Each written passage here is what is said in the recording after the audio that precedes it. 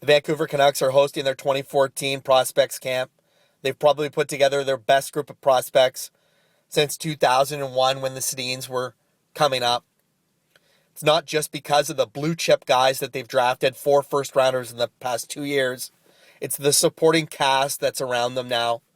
You can start with Thatcher Demko, the goalie who fell to the Canucks at 36 overall, widely considered the best goalie in the draft 2014. But he fell, most believe, because he requires 2 hip surgeries.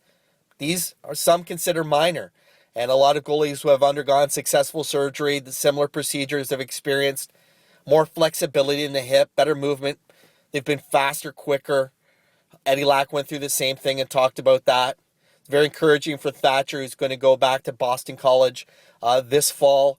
He's going to wait to have the surgery, but because of the irregularity in the hip joints, both of them, it's pretty much going to be inevitable for him.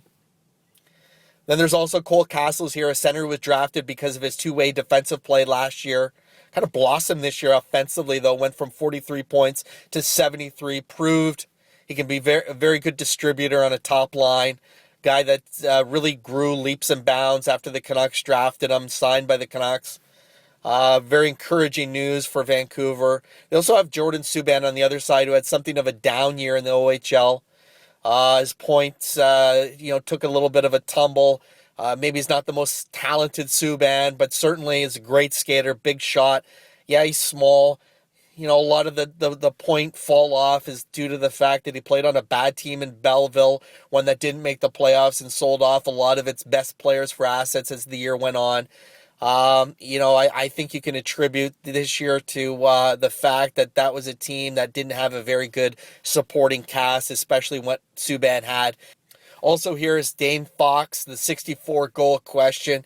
Put up 64 in his OHL overage year, playing on a line with Connor McDavid for much of the season.